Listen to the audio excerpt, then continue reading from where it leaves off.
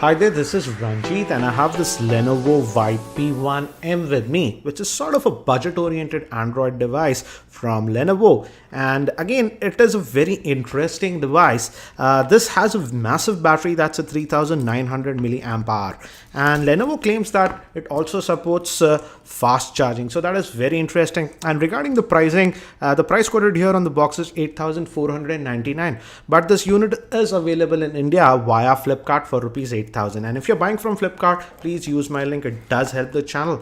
So as you can see, this is the P1m itself. And again, it says it has that huge battery. And looks like they have also bundled a case. So we have that protective case.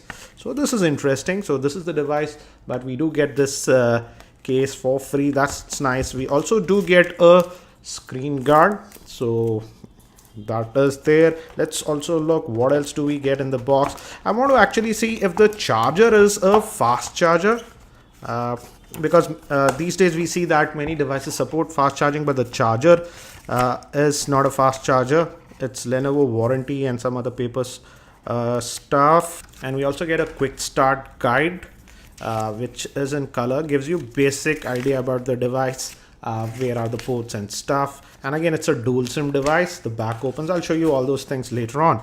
And regarding the accessory, this is the USB to micro USB cable. We also get a headset, but quality looks very average. As you can see, it's really plasticky in nature. And we have a button to take or end calls and also a microphone, but the plastic quality looks really very I would say cheap, but nevertheless we are getting it. And this is the charger. This is what I want to actually look at it. And again, it's a Lenovo branded charger. And regarding the power rating, it says that it outputs at 5.2 volts at 2 amps. So I will definitely be testing to see how much time does it take to charge the device, because it supports that massive 3900 milliamp hour battery. So this is the device itself, and again it says that it has that huge battery, and yes, it also has nano coating. So it's sort of water resistant, not waterproof, but I would say sort of water resistant. So if accidentally water falls on it, nothing should happen. And we also have this one extra key over here, which is extra power saver key. I'm not sure why do we need it, because we have this massive battery, but anyways, we have that. And the rear facing camera is a 8 megapixel shooter with LED flash, and we also have a secondary microphone over here. And the USB port is on the top. This is the 3.5mm headphone jack, and this looks like it's metal, but it feels like it's just plastic. We have the power button over here and the power on off button. And on the bottom we have speakers. We have to see if it's dual firing speakers. We'll check that. And this is the special power key that we have. So the back cover can be opened. We have an indent over here. So let's just pop that open. And I believe it accepts micro SIM. And again, it's a dual SIM, and we can also add a micro SD card up to 32 gigabytes. The built-in storage is 16 gigabytes, and it says do not remove the battery. So that is interesting. So if we remove this, we can technically take out the battery, but it says do not remove. So I guess if we remove it, the warranty would be void. So let's just put this back and let's try to actually power it on. And by the time it boots, let me give you a configuration overview. And this P1 is powered by a MediaTek octa-core processor that is clocked at 1 GHz. It has the Mali T720 GPU, 2 GB of RAM, 16 GB of internal storage, micro SD card support. Moving to the screen, it supports a 5-inch 720p screen with a PPI of 294. It also has FM radio support, a 3900 milliamp hour battery. Moving towards the camera, the rear facing camera is an 8 megapixel shooter with LED flash, and the front facing camera is a 5 megapixel shooter. So I have just set up the device, and as you can see, it runs on the custom Lenovo UI. So we don't get an app tray like many of the other Lenovo devices. So these are the quick shortcuts and the toggles that you get, and we have auto brightness sensor. So that's nice to see. Let's look at the other settings. And out of the box, it runs on Android Lollipop. And if we go to device info, as you can see, it's running on the Android version 5.1.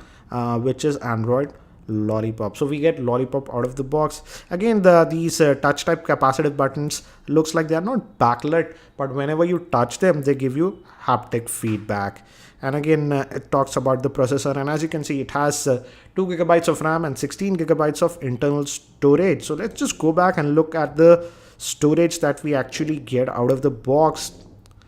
And out of that 16 gigabytes, as you can see, we get 9.9 gigabytes of space free. I haven't added a Google account yet, but we can also add a micro SD card, and USB OTG is also supported on this device. As you can see, it says mount USB storage. So that's nice to see. So let's go back. So regarding storage, you shouldn't have a problem. Regarding the screen quality also looks to be nice. The whites actually look white, not yellow.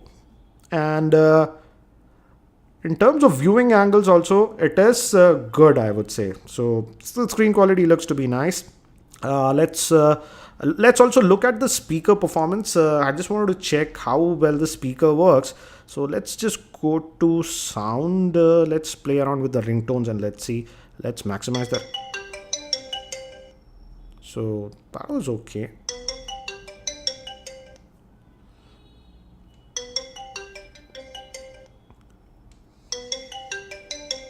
So looks like the speaker is only on this end. Let me just try to change the, what do you say, ringtone. And again, we have options for sim 1 and sim 2, as you can see. So different ringtones we can. It's loud, guys, but the speaker is only on this one. This is just for decoration stuff. So the speaker is here, just here, but the speaker is loud, as you can see. So that's a good thing. And let's just go back, and these are the Google stuff, and we have a little bit of bloatware that is actually pre-installed. I'll check if this bloatware can be uninstalled in my full review. I'll check that. But the internal storage looks to be okay considering the price point. Let's just fire up the web browser quickly and see. And with this 3900 milliamp hour battery, I would say it should easily last for about 1.5 days. And this is the stock Android keyboard that we see. So nice to see they didn't try to customize that. And we get haptic feedback whenever you click anything. So let's try to go to the desktop version. So as you can see, it loaded that fast. And pinch to zoom seems to be fine. These days, most of the phones are good at web browsing, so I'm not surprised. But looks like you'll have a decent experience in terms of web browsing. Also, in terms of looks, I would say it looks really interesting. And let's try to actually toggle this switch. They say this is ultra power saving, something like that. Let's try to. So as you can see, it goes in this basic black and white mode. So we have just some basic stuff like the phone dialer you can use in this basic mode, and contacts and calculator. And basic SMS is there. So if you're low on power, you can use this toggle, but I doubt you'll really need it considering that it has a 3900 milliamp hour battery. Let's also quickly just look at the camera. The rear facing camera is supposed to be 8 megapixel shooter. Oops, no thanks, no location. And let me bring these objects nearby to give you an idea. And let's just take, so we have the tap to focus, and do notice guys, it's when it's focusing, it does make that noise. So looks like it has a lot of so we have just the basic modes, normal, panorama and FX.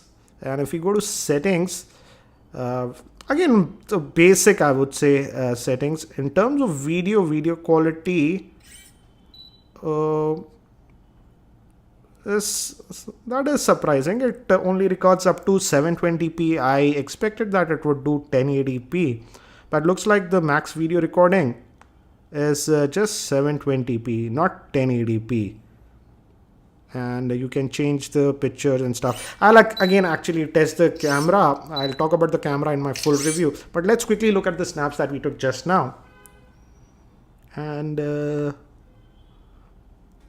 snaps actually came out to be good, but again, this is in decent lighting condition. This came a little bit blurred. This is again fine. So I will test the cameras a lot more in my full review. So that's it for now for this unboxing and first look at this Lenovo Vibe P1m. If you guys have any specific questions around this device, do post them in the YouTube comments and I'll try to include them in my review. Thanks for watching. This is Ranjit and I hope to see you in my next video.